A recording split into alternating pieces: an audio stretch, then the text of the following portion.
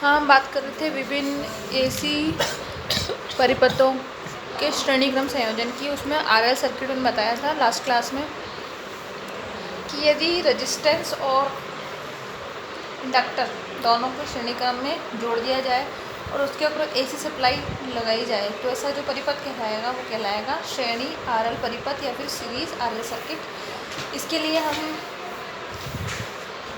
एक सदिश आरेख बनाएंगे, एक वेक्टर डायग्राम बनाएंगे, उसको हम बोलते हैं वेक्टर आरेख या फिर सदिश आरेख। अब ये आरेख बताता क्या है? देखिए, इधर सर्किट की हम बात करें, इस डायग्राम की हम बात करें सर्किट की, तो आर के अक्रॉस जो वोल्टेज ड्रॉप होगा वो वी आर होगा, एल के अक्रॉस जो वोल्टेज ड्रॉप होगा वो वी एल होगा। वोल्टेज ड्रॉप मतलब जो वोल्टेज यूज़ हुआ है, जो वोल्टेज काम में आया है प्रतिरोध में और इंडक्टर में, वो कहलाएंगे हमारे वी आर और वी एल। और जो लगाया गया विद्युत वाहक बल है वो है हमारा V, जो कि AC टाइप का है। अब तीनों में क्या संबंध है, वी आर, वी एल और V में, वो हम देखेंगे इस सदिश आरेख में या फिर वेक्टर आरेख में, वेक्टर डायग्राम में। हम जो एक सीधी लाइन खींचेंगे वो हमेशा बताएगी वी आर और I को, क्योंकि प्रतिरोध के अक्रॉस जो वोल्टेज होता है और जो करंट होती है दोनों इन फेज होती है, जैसे कि मैंने बताया था पहले भी।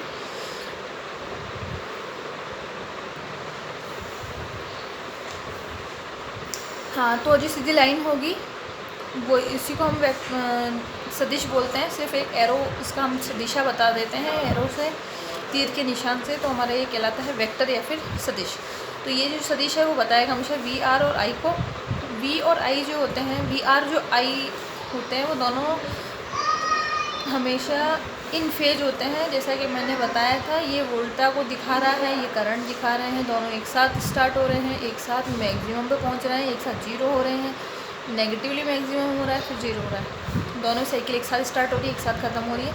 दोनों राशियाँ जो होती है इन फेज होती है, इसलिए इनको हम एक ही सदिश से दिखा सकते हैं। तो ये हो जाएगी वी आर और आई।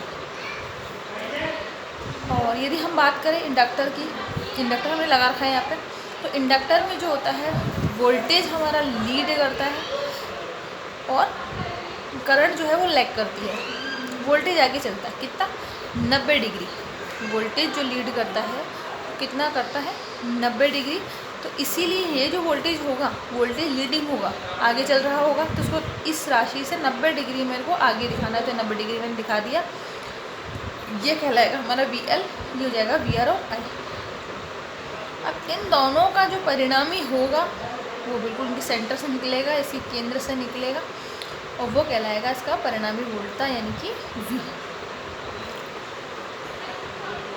या हम ऐसा भी कह सकते हैं जो लगाया जाए विद्युत वाहक बल है वो ये है, और इसके दो घटक हैं वी एल और वी आर, ये भी कह सकते हैं। या फिर हम ऐसे बोल सकते हैं कि ये वी एल वोल्टता है, ये वी आर वोल्टता है, इन दोनों का जो परिणामी वोल्टेज होगा वो ये होगा।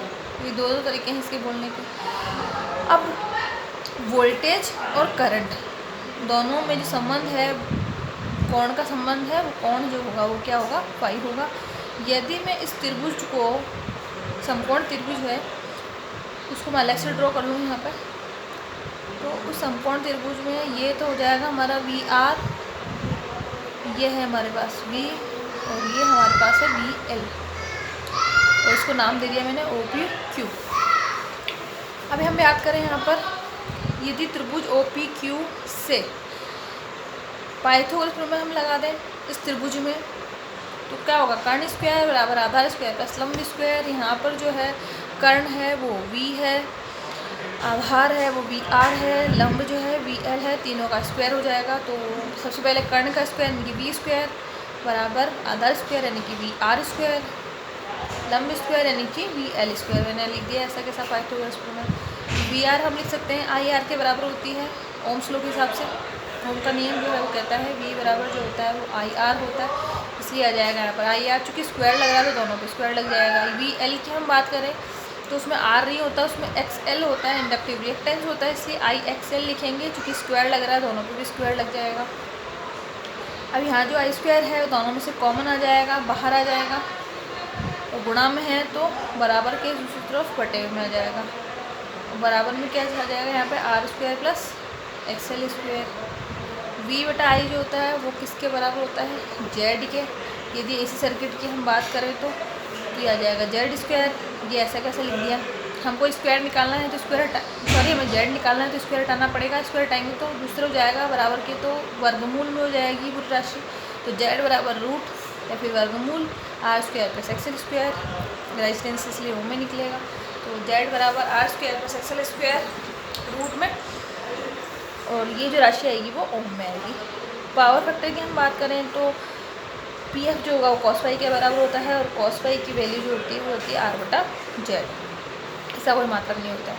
शक्ति व्यय की हम बात करें तो P जो होता है वो किसके बराबर होता है, हमेशा VI कॉस फाई के। ये हो गया हमारा सीरीज RL सर्किट, ये सेव।